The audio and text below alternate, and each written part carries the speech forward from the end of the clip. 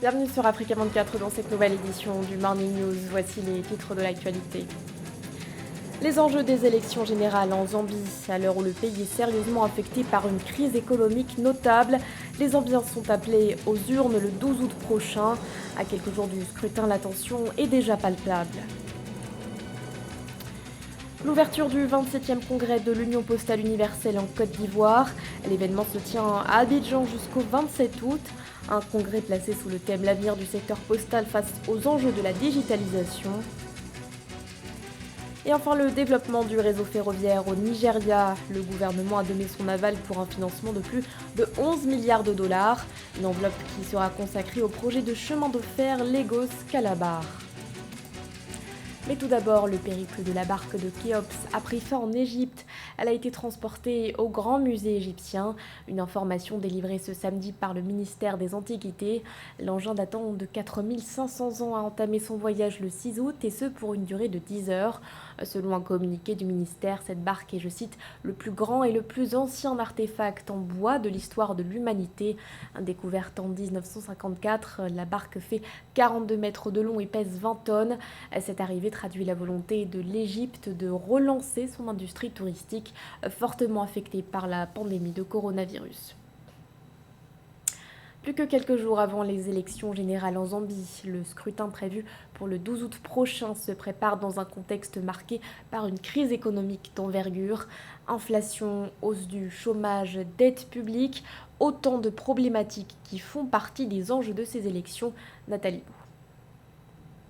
En Zambie, le paysage électoral est marqué par une dette colossale, une inflation galopante et une monnaie qui s'affaiblit. Le pays qui organise des élections générales le 12 août 2021 est en proie à une crise socio-économique et politique consécutive à la forte hausse de la dette publique. Le pays est en défaut de paiement du service de sa dette de 19 milliards de dollars, soit 10,9% du PIB, dans un contexte de ralentissement économique dû à la pandémie de Covid-19.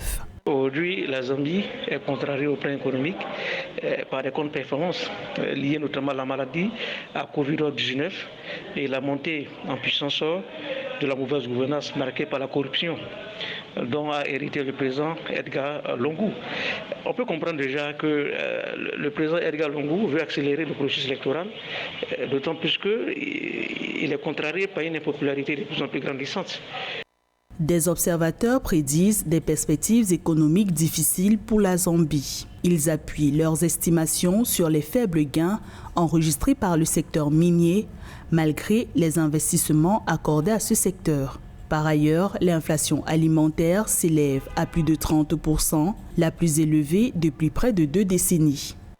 Malgré les difficultés que ce secteur peut rencontrer actuellement, les élections générales vont dans le sens de véritablement rassurer les investisseurs éventuels qui sont à l'étranger et qui observent tout ce qui se passe sur le territoire zambien. Ils viendraient donc, sans le moindre doute possible, injecter leur argent dans un environnement désormais assaini et ayant à sa tête donc dans un secteur comme dans l'autre tous les responsables dont la légitimité a été consacrée par le résultat des urnes.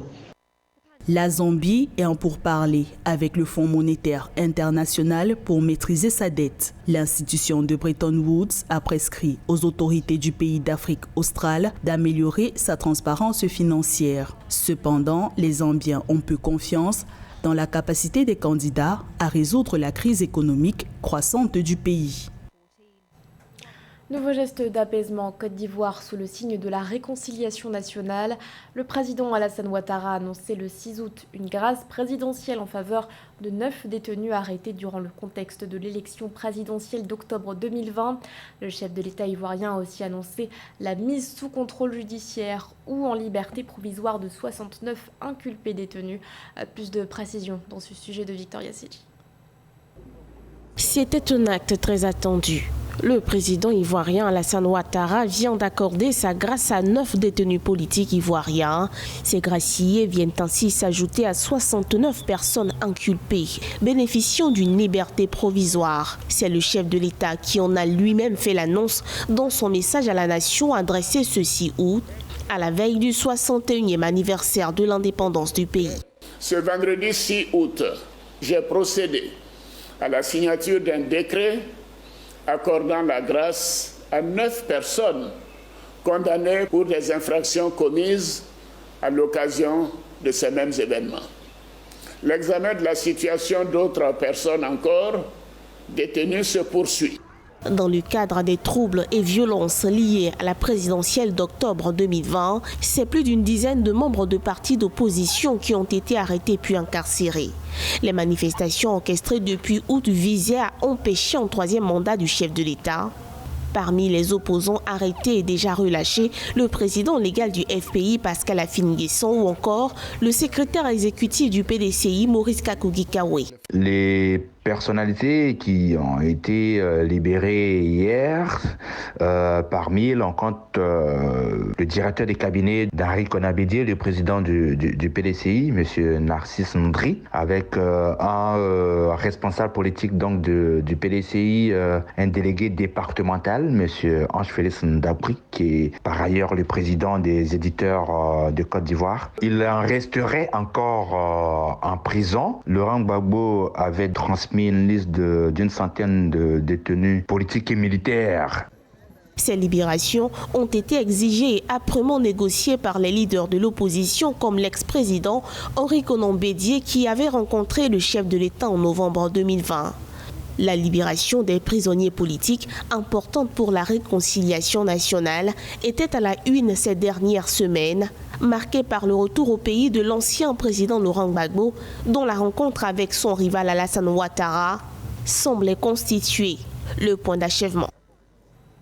La Côte d'Ivoire qui, parallèlement, abrite à partir de ce 9 août le 27e congrès de l'Union postale universelle. Jusqu'au 27 août prochain, les débats seront centrés autour de l'avenir du secteur postal face aux enjeux de la digitalisation. Un événement important pour la Côte d'Ivoire, pleinement engagée dans la transformation digitale. À Ménéchi. Pendant les 4 années à venir, la Côte d'Ivoire devrait être la plaque tournante de la stratégie postale mondiale. Le pays qui accueillera le 27e congrès postal universel du 9 au 27 août 2021 se prépare activement à la réussite de cet important challenge. Axé sur l'adoption de nouvelles politiques internationales d'envoi postaux, l'événement doit poser les jalons d'une révolution du secteur par le numérique. Au-delà du congrès lui-même, c'est la reconnaissance des efforts qui ont été réalisés par un pays au cours de ces 10 dernières années, qui sont donc aujourd'hui reconnus et plébiscités. Avec une multitude d'acteurs, d'entreprises privées et de services concurrentiels opérant dans le secteur, la Côte d'Ivoire, à l'instar d'autres pays, fait aussi face aux défis de la compétitivité et de la performance postale. Plus que jamais, face aux enjeux, la poste ivoirienne, qui fait des efforts pour s'affirmer, compte tirer parti des opportunités qui s'offrent à elle à l'ère du digital. On espère que ce congrès, qui va durer plus de 3 semaines, va renforcer d'abord la présence de la Côte d'Ivoire sur la scène internationale, mais va également être un point de mire du monde entier postal. Et ça, c'est quelque chose d'exceptionnel dont on peut tous être fiers et être heureux. Bien qu'une lueur d'espoir se profile, ce n'est pas seulement la poste ivoirienne qui veut se repositionner, mais c'est aussi toute la poste mondiale qui est attendue sur de nouveaux champs d'action, avec pour terrain un vaste marché de consommateurs et des besoins cruciaux de facilité d'accès aux services. C'est un projet qui va faciliter beaucoup de choses puisque à un moment, si tu dois aller faire des dépositions à Djamé comme ça, tu dois déjà te déplacer. Avec ça, ça va nous faciliter beaucoup de tâches. Nous voulons ce qui est facile et qui peut nous aider. Aujourd'hui, que tu aies fréquenté ou pas, c'est plus facile pour toi. Moi, je ne peux jamais négliger la poste. Parce que ça m'a beaucoup aidé. Tant de corona, même, ce n'était pas facile pour moi. Je devais faire mon passeport, mais je ne pouvais pas voyager. Mais j'ai fait, ils ont mené ça facilement. Ils m'ont envoyé un message dans mon téléphone. Je suis allé chercher ça à Koumassi. Cette 27e édition du congrès se veut capitale pour la Côte d'Ivoire. Au terme de ces assemblées, le pays hôte sera désigné pour présider le conseil d'administration de l'Union postale universelle pour un mandat de 4 ans à partir de 2022. Les autorités nigérianes pleinement déterminées à développer le réseau ferroviaire. Le 4 août, le gouvernement a approuvé un financement de plus de 11 milliards de dollars dédié à la réalisation du chemin de fer Lagos-Calabar, un projet qui permettra notamment de relier l'ensemble des ports maritimes. Joël Ballot. Dans l'optique de faciliter les déplacements au Nigeria, le Conseil exécutif fédéral a donné son accord pour le décaissement de 11,17 milliards de dollars. Ce financement, issu de la coopération sino-nigériane, va servir à la mise en œuvre du projet de construction de la ligne ferrée Lagos-Calabar. L'objectif du Nigeria est de développer son économie non pétrolière en stimulant le transport des marchandises à l'intérieur du pays et jusqu'à ses ports maritimes. La construction d'une infrastructure comme celle-là permet de relier ce qu'on appelle la multimodalité de transport et donc interconnecter le réseau ferroviaire et le réseau transport maritime. Parce que voyez-vous, le transport des marchandises à partir du transport maritime vers les plateformes maritimes vise tout simplement à fluidifier les échanges à l'intérieur de ces pays. Parce qu'il faut bien se rappeler quand même que c'est les marchandises non pétrolières qui vont être développées. C'est le commerce des marchandises non pétrolières qui va être développé. Et donc, il s'agit là de quitter un peu de ce qu'on appelle une zone de l'Interland pour acheminer les marchandises vers une zone du Fortland. L'extension de la voie ferrée entre ces deux localités permettra de desservir les États de Lagos, du Delta, Rivers, avec des connexions vers la ligne centrale desservant Abuja. Prévu pour une durée de 6 ans, une fois à terme, ce projet devrait renforcer la multimodalité du transport, en l'occurrence des marchandises dans le pays. La construction du transport ferroviaire va faire appel à des ingénieurs, à des techniciens et autres. Et maintenant, lorsque ce réseau ferroviaire va être développé, l'infrastructure va créer des emplois à travers tous les différents acteurs qui vont travailler au niveau des plateformes ferroviaires. Et l'interconnexion va se relier également avec une plateforme maritime. Et justement, le transport à partir du transport ferroviaire vers le transport maritime va davantage créer des activités, va davantage créer des dynamiques d'échange et le commerce va se développer. En rappel, la finalisation de ce projet est la résultante d'un accord signé en 2014 entre le Nigeria et la Chine pour la construction d'une ligne de chemin de fer de 1400 km reliant la capitale économique nigériane Lagos à la ville de Calabar. Et parallèlement au Nigeria, elle faisait partie des jeunes filles enlevées par Boko Haram à Chibok. 7 ans après son enlèvement, Ruth Ngladar Pogu a pu retrouver ses proches. L'annonce a été faite ce samedi par le bureau du gouverneur de l'État de Borno. Une nouvelle qui redonne de l'espoir aux familles dont les filles sont encore portées disparues. Pour rappel, le drame s'était déroulé le 14 avril 2014. Boko Haram avait enlevé 276 lycéennes âgées entre 12 et 17 ans. Si certaines ont pu être libérées après une médiation, Amnesty International avait souligné en avril dernier que plus d'une centaine d'entre elles sont encore en captivité. Elles ont brillé par leur performance lors des Jeux Olympiques de Tokyo. L'athlète kenyane Perez Yepchirchir a été sacrée championne olympique du marathon féminin ce samedi avec un temps de 2h27 minutes et 20 secondes. Elle s'est imposée face à sa compatriote Brigitte Kosgei. À la 3e place du podium figure l'américaine Molly Seidel. On fait le point avec Thierry Ndassar.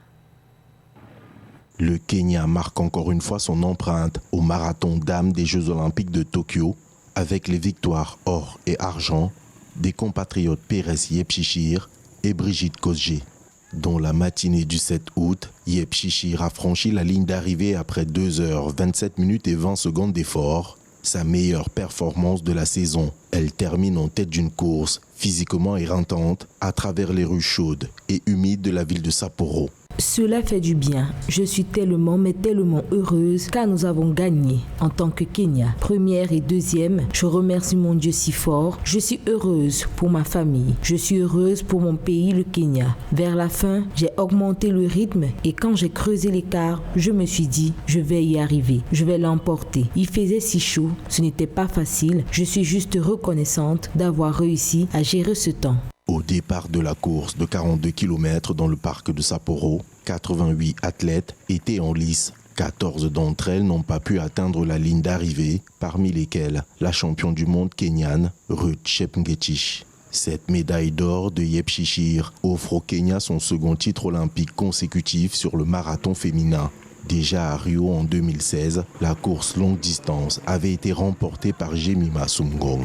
Cela n'est un secret pour personne, effectivement, que ce soit les courses de fond, il y a une moindre mesure de demi-fond, mais encore les courses sur route ont généralement été dominées par les pays tels que le Kenya, l'Ouganda, l'Éthiopie. Cela est tout simplement dû en fait à leur altitude, à leur position géographique qui fait en sorte qu'il y ait de l'altitude dans ces régions, ce qui fait qu'ils ont généralement, j'ai failli dire, un cardio qui est plus développé. En termes d'endurance, c'est plutôt plus oxygéné que nous qui sommes un peu plus bas qu'eux. Les femmes kenyanes confirment leur suprématie à l'épreuve du marathon après avoir participé aux 10 éditions du marathon féminin aux Jeux Olympiques depuis son intégration au programme de Los Angeles en 1984. Sur ces 10 courses olympiques, le Kenya est reparti avec l'or à 7 reprises. Mais cette fois, et pour la première fois, il s'est offert le doublé or-argent dans un marathon olympique. Ce journal a été réalisé par l'ensemble de la rédaction. Merci de votre fidélité. L'actualité continue sur Africa 24.